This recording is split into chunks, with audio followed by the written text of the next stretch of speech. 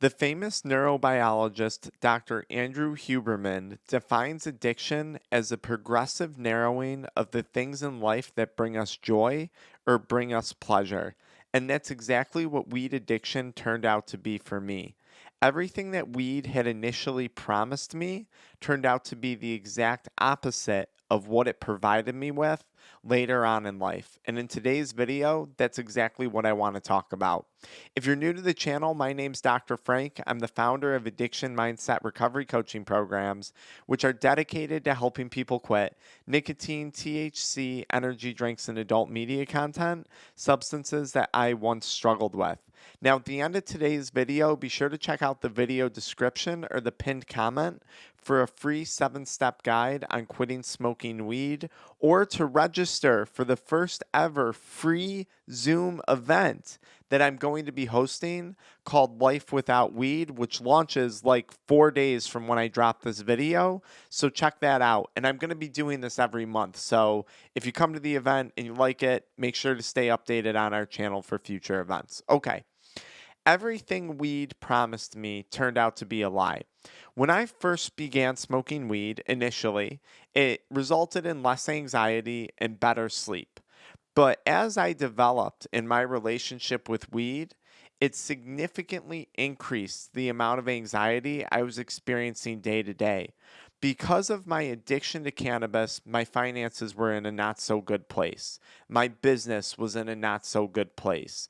I had anxiety over my money, over my relationships, and I certainly had increasing anxiety over my deteriorating physical health because I had developed symptoms of cannabinoid hyperemesis syndrome, where I was getting nauseous and feeling like I was going to vomit all the time.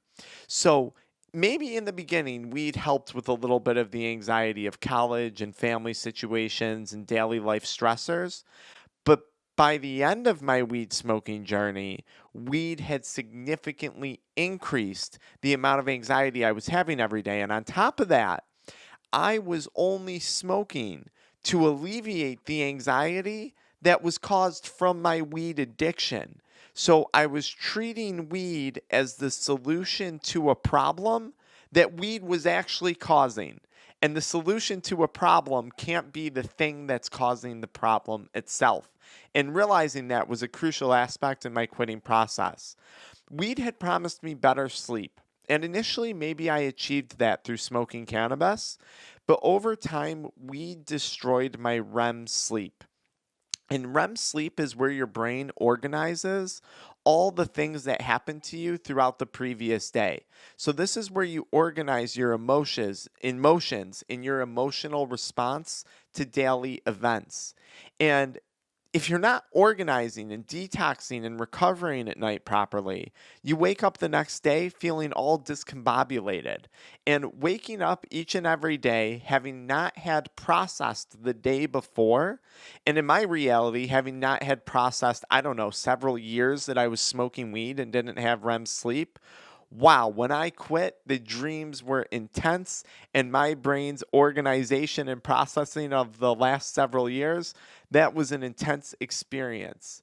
But what weed promised me was better sleep, and what it actually did was took away one of the most crucial parts to my sleep cycle: REM sleep, deep sleep. Now, weed also promised me more friendships. When I first started smoking weed, yeah, I got introduced to some new social circles. I liked those social circles. It was all good. But over time, as my addiction played out, weed isolated me. Remember, addiction wants all your time, all your energy, all your focus. It wants all of your attention. And addiction wants you to become obsessed with it. And what happened is, I wouldn't want to go out and see my friends anymore. As I got older and I got busier with my work career, all I wanted to do was come home and smoke weed. I wouldn't want to see my family. I just wanted to smoke weed. I wouldn't even want to be intimate with some people that I had previous relationships with, because I would rather smoke weed and watch adult media content than actually interact intimately with someone who I was in a relationship with. Weed eventually began to rob me of all the social relationships that I was creating, or even future ones that I needed to create for business purposes and other things like that. So it promised me friendships, and it actually took those things away from me. Weed promised me better health. And I'm not going to put all the blame on weed. There's a lot of culture that promotes cannabis for health purposes. We're certainly seeing it now in medicine for pain relief. And I certainly felt weed was a benefit to me for pain relief. I was pretty intense into working out, and I thought it was going to help with some of the pain that I was having. And with no question, it can. Cannabis is a great option for pain relief medically, in some cases, in the absence of addiction, in my opinion. Now, what actually wound up happening was I lost my ability to work out. My pain response, my pain perception got so thrown into overdrive because of weed. It felt like I had fibromyalgia. It was a horrible experience for me. I developed cannabinoid hyperemesis syndrome, the first stage, the prodromal phase. So I felt nauseous every morning. I had stomach pain. I had horrible muscle pain every day, literally to a point where I could not physically lift weights anymore. So weed robbed me of my health. And in doing so, it created a ton more anxiety, and it created a ton more financial stress because now I'm going to all these different doctors, spending money to try and figure out what's wrong with me, and no one knew. And the anxiety and the stress that was created by that, and then eventually the lack of sleep, because now I could smoke a bunch of hits off of a cart or a bunch of rips off of my vaporizer, and I still couldn't fall asleep at night because the pain in my body and the anxiety from the finances and the failing relationships that I was experiencing. So weed promised me better health, and it delivered just the opposite. And I'm not totally blaming weed, because a lot of our current culture and society promotes that, smoke weed, live this healthy kind of carefree stoner lifestyle. And that was far from the truth of my reality, even though that was what I thought I had wanted. Weed initially provided me with some comfort. It was an escape.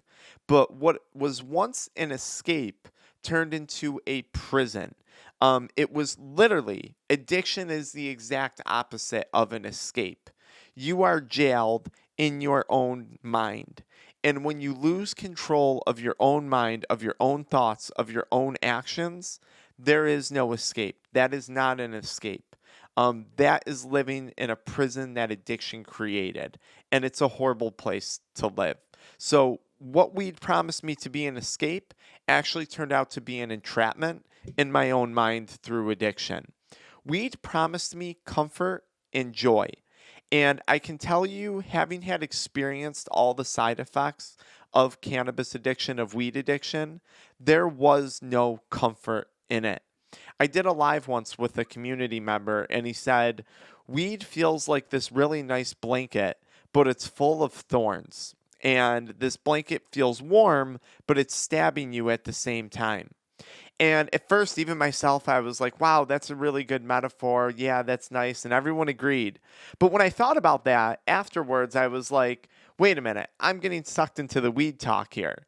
That's not comfortable. I would never wear a blanket full of thorns. There's nothing comfortable about that. And I will say, weed deceives us, right? What's comfortable about weed is the routine. It's the knowing. I'm going to wake up, I'm going to go to work, I'm going to come home and get high, and that's my life. And there's comfort in knowing. There's comfort in a lack of change.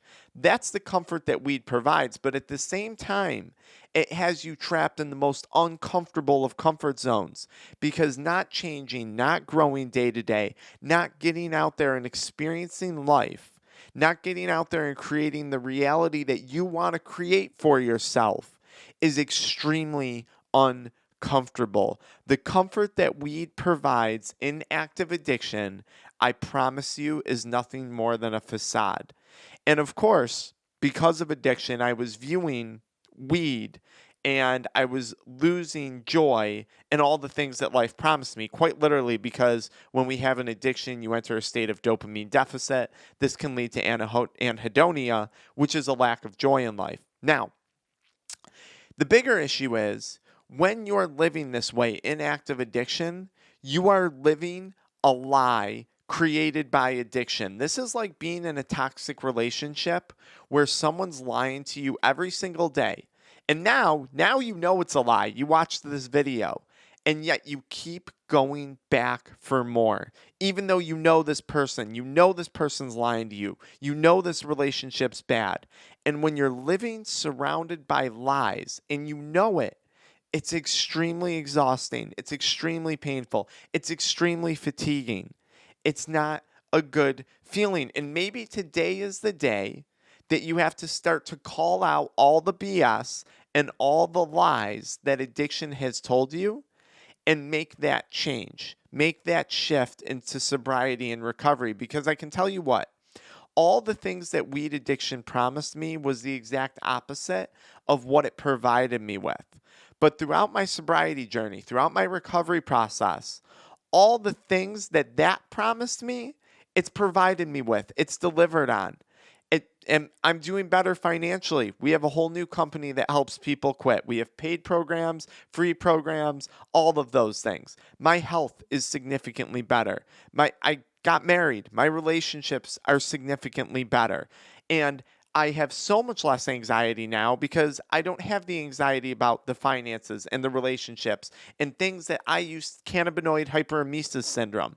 Now, even though I'm saying all those things, and that's great, good for me, okay, that took a very long time. A lot of these things didn't start going the right direction till about 4 or 5 years into my sobriety process. And we're just getting momentum now. So I want to say that caveat. And two, I've made plenty of videos telling you guys about all the struggles I have on a day-to-day basis. I promise you everything is not roses. There's still pain. There's still suffering. It's just that I don't use cannabis to add to that pain and suffering now. So please, I don't want you guys to take that the wrong way. But it's cool being a walking testimonial of receiving the things that I was seeking in life through my sobriety and recovery process from weed. And I'm just hoping for the same for you guys. Now, if you need help quitting, 9/15/22 at 8 p.m. EST, I'm doing a live Zoom call advertised all over YouTube and TikTok where I'm going to have walking you guys through a presentation for day one of quitting smoking weed. So I hope you register for that. It's free, but you do have to register. And if you don't feel like doing that, just check out the free PDF down there and some of the other links that we have for our programs. If you don't want to do any of that, follow me into the next video where I talk about some of the pitfalls in quitting smoking weed. Because it's one thing to come up with the mindset to quit, but now you got to know the pitfalls to watch out for. I got you. Don't worry.